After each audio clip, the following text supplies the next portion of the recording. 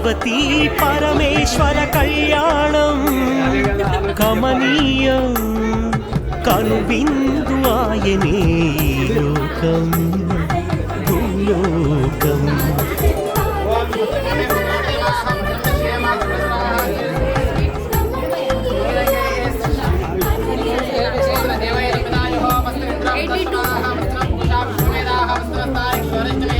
పిల్లలార పెద్దలార ముక్కోటి దేవతలార చూడగరారండి తనివి తీరా శివ పార్వతి కళ్యాణం లోకాలకు శుభకార్యం.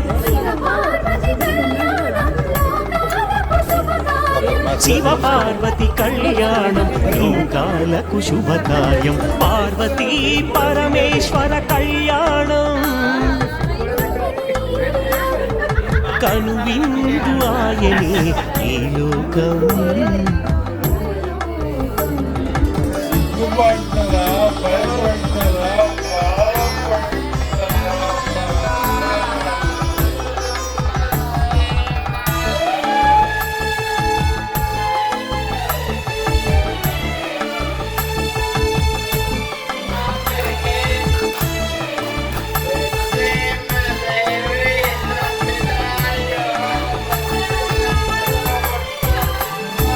పెద్ద గ్రామ దేవతొచ్చి పారాణి దిద్దింది.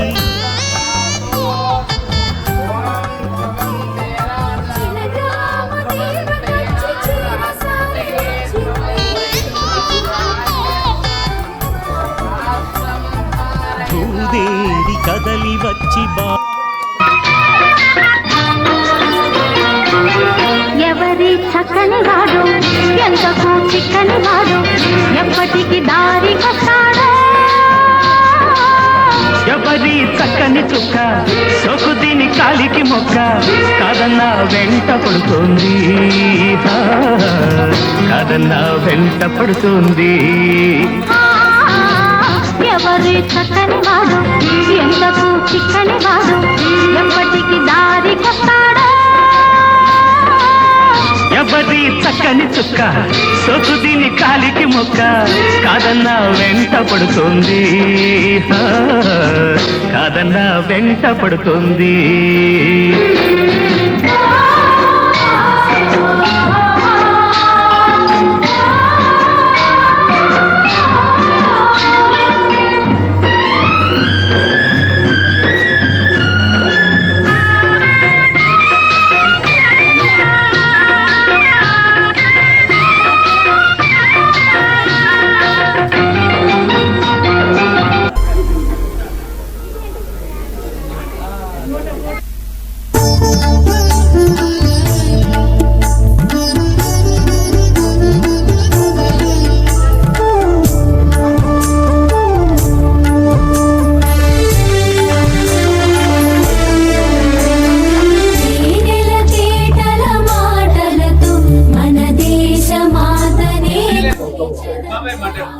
ఈ పుస్తకావిష్కరణ సమావేశానికి హాజరైన మీ అందరికీ కూడా ధన్యవాదములు.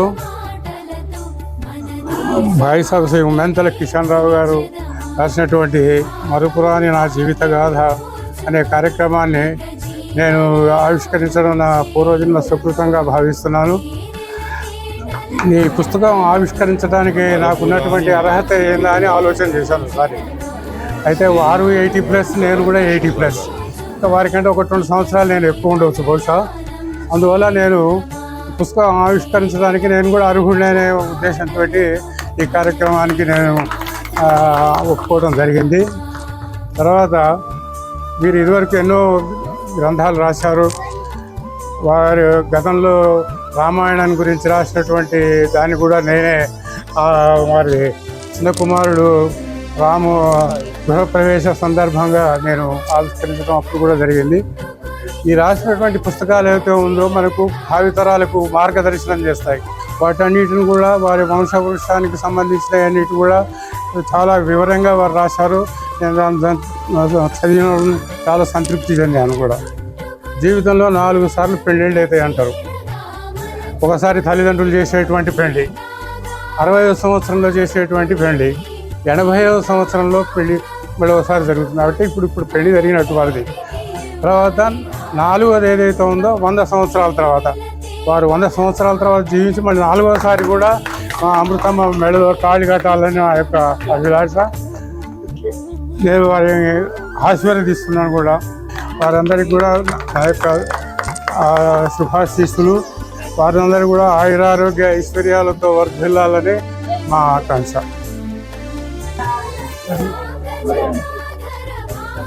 సోదరులారా, బంధుమిత్రులారా, అందరికీ నా యొక్క కృతజ్ఞతలు. ఇంతకుముందు భగవంతుడు మనల్ని పుట్టించాడు. ఆ భగవంతునికి ఏంటంటే మహాభారతం రాసి వ్యాఖ్యానం రాసిన, రామాయణం వ్యాఖ్యానం రాసిన, వాటికి ఉపయోగించుకోకుండా భగవంతుడు నాకు ఈ గృహ జీవితం ఇచ్చి దీంట్లో పాల్గొని నీ యొక్క ధైర్య సాహసాలతోటి నువ్వు అందరికీ తెలిపి నా గురించి కూడా చెప్పమని అన్నాడు. ఆయన ఏంటంటే ఆయన మహానుభావుడు, అట్లాంటి మహానుభావుడు. ఆయన కొరకే చేసుకుంటుండు, ఆయన కొరకే ఇవన్నీ మాట్లాడించుకుంటుండు. మన అందరిలో ఉన్నాడు భగవంతుడు, లేడని కాదు, అందరిలో ఉన్నాడు. అందరికి కూడా ఆయన ఆశీర్వాదాలు ఉండాలని నేను కోరుకుంటున్నాను. మా ఉమ్మడి కుటుంబం అని మేము ముగ్గురం అన్నదమ్ములం. ఉమ్మడి కుటుంబంలో మా పెద్ద ఆయన రామరావు గారు అని ఉండే, తర్వాత లక్ష్మీకాంతరావు ఉండే, తర్వాత నేను ఉంటుంది. నా పేరు కిషన్ రావు. రాము కృష్ణుడు ముగ్గురం. అప్పుడే నాకు అనిపించింది, అరే భగవంతుడు రాముణ్ణి పెట్టుకున్నాడు మా పెద్దన్న గారు. రెండో ఆయన లక్ష్మీకాంతరావు అంటే లక్ష్మణ్ కుమారుడు మనం గ్రహించుకుంటాం. నేను కిషన్ రావు అంటే కృష్ణుడు, శ్రీకృష్ణుడు. అటువంటి ఉద్దేశాలతో మనం ఆ విధంగానే ఊహించుకొని ఆ విధంగా ఈ పుస్తకాన్ని రాయటం కూడా ఉన్నది. కానీ ఆ వ్యక్తి కష్టాలు ఎన్ని పడ్డాడు, ఎన్ని కష్టాలు పడి ఎన్ని ఇబ్బందులతో పోటీ సంసారాన్ని మోయాలంటే, సంసారాన్ని ఈదాలంటే కష్టంగా. సంసారాన్ని ఈదొచ్చు కానీ సముద్రాన్ని ఈదలేము మనం. అట్లాగనే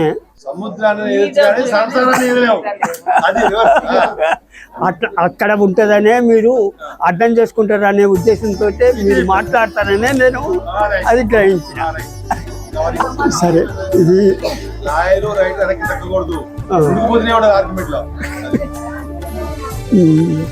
ఇంకోటి, మీ ఫ్యామిలీ హిస్టరీ ఉండదు, ఎన్ని జనరేషన్ ఉంది, ఎన్ని తరాలు కవర్ చేశారు? ఈ పుస్తకాలు అంటే ఎన్ని తరాల కింద రాసిందో అని అడుగుతున్నారు. 5 తరాలా 6 తరాలా? ఇది అంటే అది 10 తరాలు ఉన్నాయి. మీది 10 తరాలు, మీ దాంతో 10 తరాలు. అయితే ఏంటంటే నా జీవితంలో ఏమేమి జరిగిన సంఘటనలన్నీ మీరు పుస్తకం చదివితే ఆ పుస్తకం చదివేదాన్ని బట్టి మన పిల్లలు కూడా ఒక దారికి వస్తారు అనే ఉద్దేశంతో ఇది నేను రాసిన. మేము పిలవగానే మీ అమూల్యమైన సమయాన్ని కేటాయించి మమ్మల్ని ఆశీర్వదించడానికి వచ్చినటువంటి పెద్దలకు, అలాగే పెద్దల ఆశీర్వాదం పొందడానికి వచ్చినటువంటి చిన్నలందరికీ కూడా ధన్యవాదాలు.